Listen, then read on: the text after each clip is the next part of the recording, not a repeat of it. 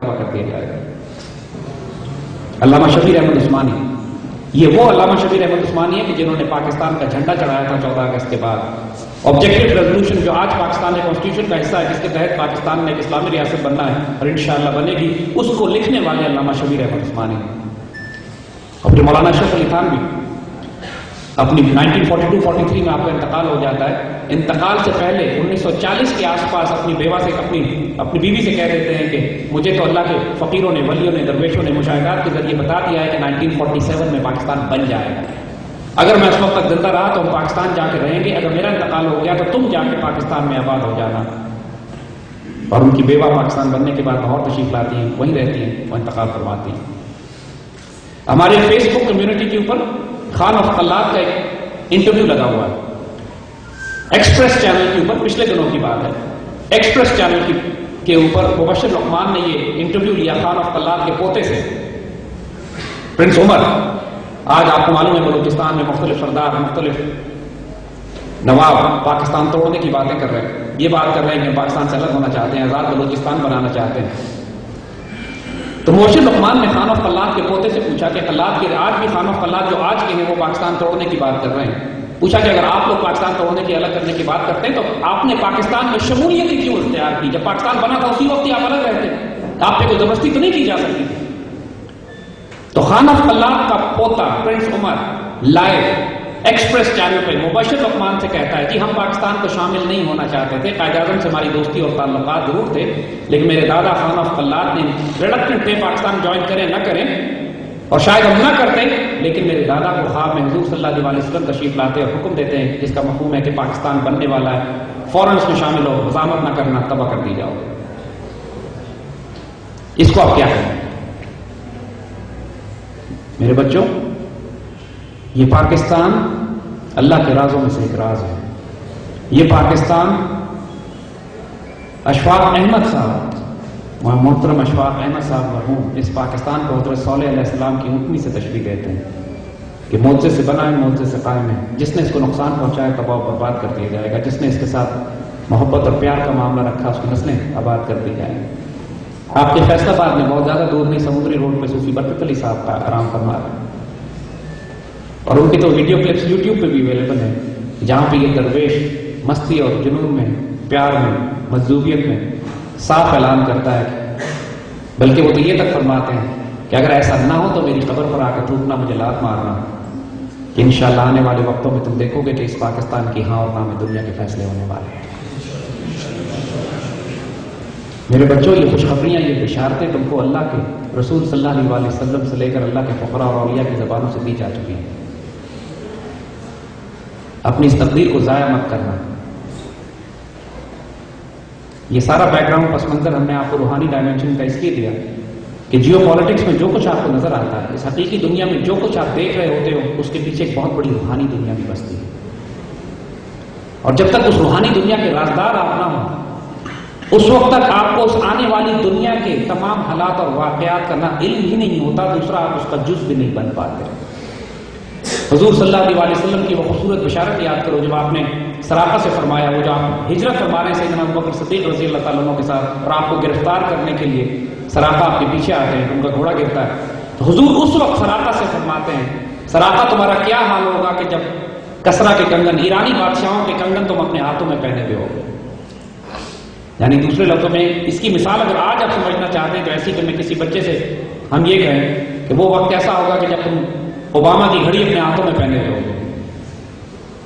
ظاہر دیکھیں تو ناممکن لگتی ہے بات، کیسے ہو سکتا ہے کہ ہم امریکہ کو شکست دے کے رون بھی دیں، اوباما کو گرفتار بھی کر لیں، وہ بھاگ بھی جائے، فرار ہو جائے، اس کی گڑی اتار لیں اور پھر لا کے اپنے کسی سپاہی کو دے دیں۔ دیکھنے میں ناممکن بات لگتی ہے اس وقت جب حضور خود جان بچا کے ظاہر تشریف لے جا رہے ہیں مدینے کے لیے، ابھی تو ریاست بھی نہیں بنی اسلامی، اور یہ بشارت یہ دی جا رہی ہے کہ تمہاری زندگیوں میں تم اس عمل کو کرو گے۔ اور حضرت عمر رضی اللہ تعالیٰ عنہ کے دور میں جب مسلمان فوجیں روکتی بھی چلی جاتی ہیں ایرانی امپائر کو، اور وہ خزانے لائے جاتے ہیں، اس میں کسرا کے خزانے اس کے محل سے نکلتے ہیں، مدینہ پہنچتے ہیں، اور سیدنا عمر وہ کنگن اٹھا کر سراقہ کے ہاتھوں میں پہناتے ہیں کہ رسول اللہ نے تم سے اس وقت وعدہ کیا تھا، اور سراقہ چیخیں مار مار کے روتے ہیں کہ اللہ کے رسول سچے۔ میرے بچوں، realize what you are going through right now. تاریخ اور تقدیر کے غلط طرف نہ چلے جانا. Be on the right side of history. کہ اب جو ہونے والا ہے تمہیں اس کا جز بنایا جا رہا ہے. یہ نعمت تمہاری طرف بھیجی جا رہی ہے. اس سے انکار نہیں کرنا, اس کو رد نہیں کرنا, اس کی ناشکری مت کرنا.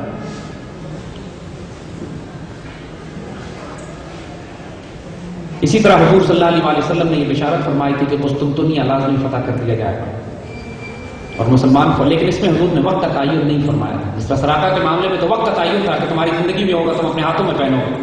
اس کا مطلب ہے کہ 20-30 سال میں یہ چیز ہو جائے گی, اور ہو گئی. قسطنطنیہ کے حوالے سے حضور نے صرف یہ بشارت دی کہ قسطنطنیہ لازمی فتح کر لیا جائے گا, لیکن وقت کا تعین نہیں فرمایا. تو تمام صحابہ حضور صلی اللہ علیہ وسلم کی اس بشارت پر عمل کرنے کے لیے, تمام مسلمان ریاستیں, سلطنتیں, حکومتیں جو آتے رہی صحابہ کے وقت سے لے کر, وہ قسطنطنیہ پر حملے کرتی رہی اس شہر کو فتح کر کے جنتی ہونے کی وہ بشارتیں لینے جو حضور صلی اللہ علیہ وسلم نے فرمائی. کہ آپ نے فرمایا فوج بھی جنتی, اس کا امیر بھی جنتی. حضرت ابو ایوب انصاری مدینے میں جو حضور کے میزبان ہیں, جن کے گھر حضور کی اٹھنی کھڑی ہوئی تھی آگے. آپ کو واقعہ یاد ہے کہ مدینے میں جب حضور تشریف لاتے ہیں تو سب لوگ کہتے ہیں کہ آپ ہمارے مہمان بنیے, تو حضور نے اپنی اونٹنی کو چھوڑ دیا, اور اونٹنی جس گھر کے آگے رکی جا کے وہ حضرت ابو ایوب انصاری کا گھر ہے. آپ کو معلوم ہے حضرت ابو ایوب انصاری دفن کہاں پہ؟ ترکی میں, استنبول میں. استنبول آپ کیسے پہنچ گئے اس حدیث کو پورا کرنے کے لیے؟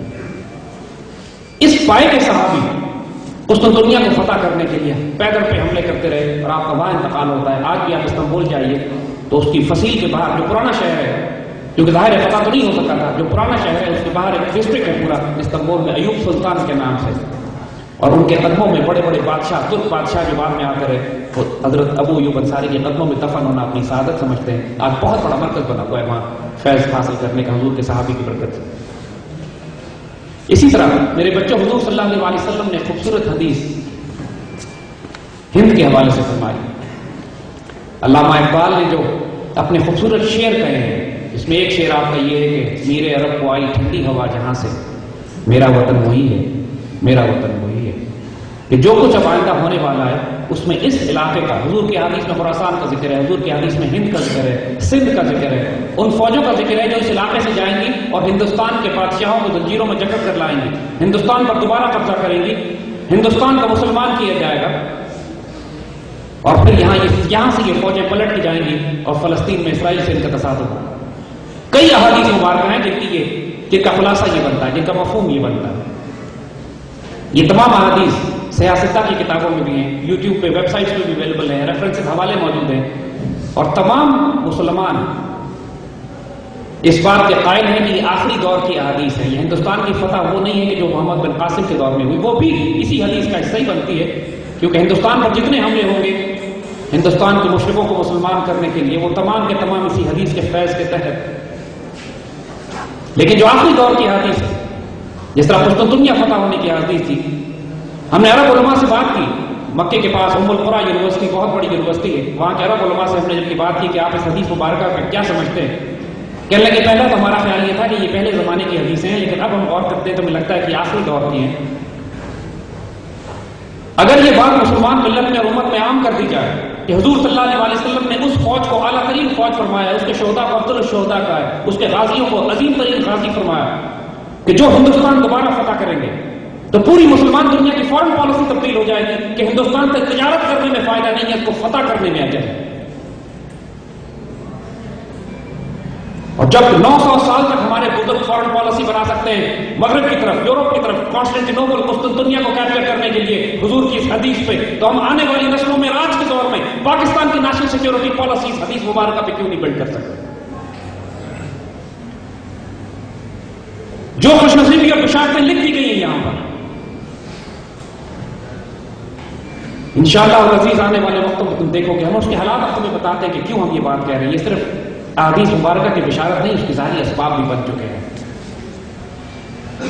اور پھر اس میں نوجوانوں کا کیا کردار ہوگا, آپ لوگوں کا کیا کردار ہوگا؟ آج پاکستان جس مقام پر پہنچا ہوا ہے, جب پاکستان بنا, دیکھو ان کی ذہنیت فرعون جیسی ہوتی ہے ہمارے دشمنوں کی. فرعون کو اس کے جادوگروں نے بتایا کہ ایک بچہ پیدا ہوگا جو تمہارے پورے نظام کو تباہ و برباد کر کے رکھے گا, اور اس نے اس ایک بچے کی خاطر لاکھوں بچے قتل کروائے. یہ ان کی ذہنیت ہوتی ہے. لیکن جس کو اللہ تعالیٰ نے پالنا تھا وہ اس کے محل میں پالے. بچانے والا مارنے والے سے بہت بڑا ہے.